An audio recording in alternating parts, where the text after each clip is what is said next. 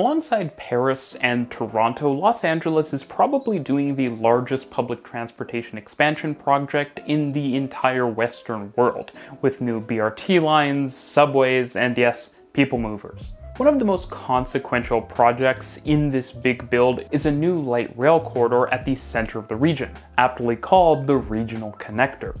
This project is set to open very soon, in fact at the time of this video's release, in a couple of days.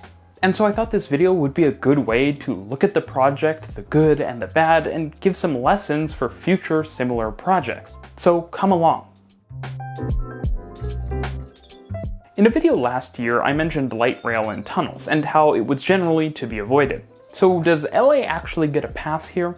Well, yes, because in that same video I also mentioned that tunnels used for short corridors to get light rail lines through congested city centers and potentially be used by a number of different routes get a pass. Such tunnels are common in Europe and are often used to move an armada of trams that are constantly crisscrossing the city center below ground, while also speeding up trips. But in fact, in Los Angeles, the need for such a project is even greater.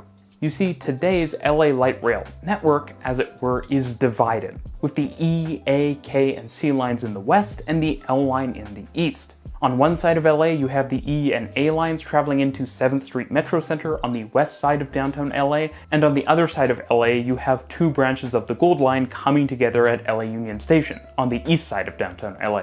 This disconnection is a huge problem because it forces riders from both sides of the region to have to switch to another mode for the city center portion of their journey before getting back on light rail. That's inconvenient, time-consuming, and it uses up a lot of space on the subway. Though if you enjoy videos about transit in cities from Los Angeles to London, consider subscribing, hitting the bell icon, and turning on all notifications. It helps a lot, and it's free. You see, all of these problems are made worse by the fact that light rail in Los Angeles isn't particularly conventional. With multiple lines stretching over 30 kilometers from the city center, it's probably just as appropriate to call the network regional rail as light rail. And that means riders take trips which are often very long. And for these obvious major problems, the Regional Connector will provide solutions. But it's not all rosy. You see, the Regional Connector suffers from a lack of future-proofing, a problem that's common in North America and even more common in Los Angeles. And that should not be the case. Los Angeles is a really big city that has quite low transit ridership, and so if it ever has a transit network in the future that's as successful as we'd like, it's going to need the capacity. One of the issues with future-proofing that I see is that the stations on the Regional Connector, which are deep underground and expensive to expand in the future, aren't designed or pre-provisioned for longer trains. Instead, they're only built for the 3-car trains currently used on LA's network.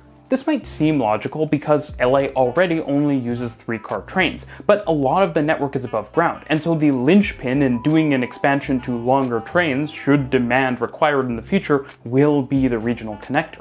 And for what it's worth, Edmonton, a much smaller city than LA that also uses similar light rail trains, already has platforms built for 5-car trains system-wide, so surely LA can justify that. Especially because Edmonton also already has a downtown subway tunnel.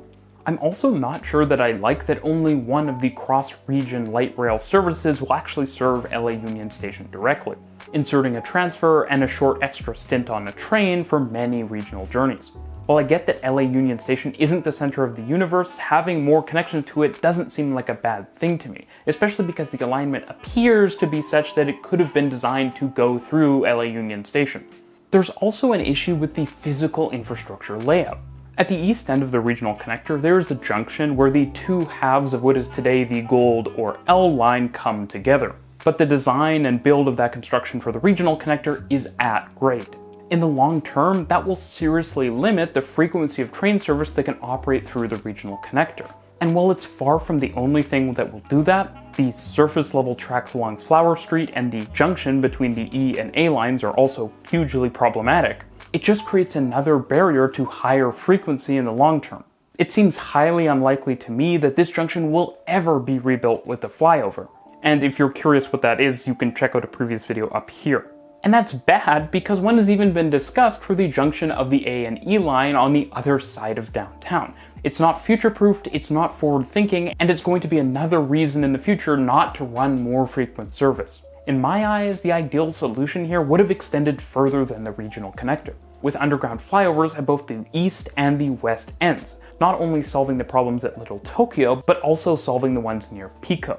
These junctions, as well as connecting the corridor to LA Union Station, would create the optimal cross-region light rail corridor that could have tons more frequency in the future.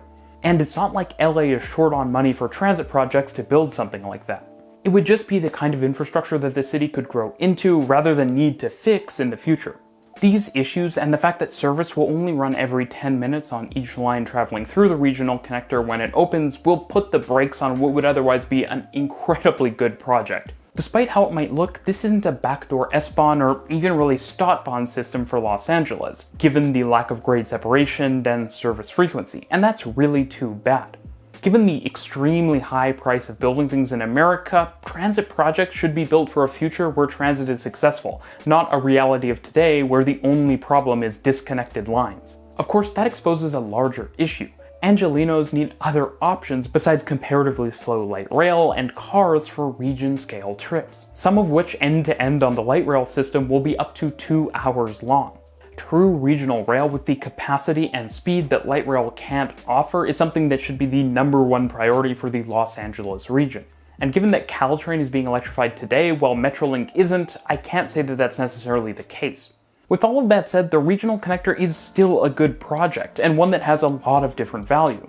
For one, many of the journeys that currently require 2 transfers in downtown LA will require just 1 cross-platform transfer or none at all in the future, and that's a huge real benefit to riders that will save them time and energy.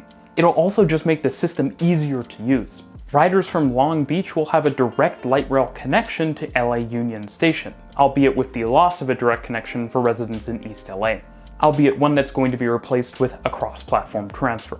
Another underrated benefit in my personal opinion are the new stations in downtown LA. LA is a decentralized city, with a weak downtown, as commenters frequently remind me. But part of the point of transportation investments is to shape that by funneling growth. More rail stations in the downtown will improve access to various attractions like Walt Disney Hall and the Broad Museum, while also changing travel patterns and options. If downtown LA is more accessible and better served by public transportation, more visitors will stay there, more office investment will be made, and more people will want to live there, and that will help centralize the city. The regional connector is also a key element of creating a more seamless regional transit network for the city, which today has tons of dead ends that force you to change lines again and again on region-scale journeys. Creating contiguous, region-spanning rail lines can do a lot to mitigate that in the future. So ultimately, this is a good project today, but in terms of what LA could be building, it leaves a lot to be desired. It's just not visionary. But on the ground today, it will be a huge improvement, both to rail operations and the tons of people's lives who currently have to switch onto the B&D line to cross downtown LA. All of that is to say that there are a wide range of outcomes for transit projects, and even good projects could be much, much better.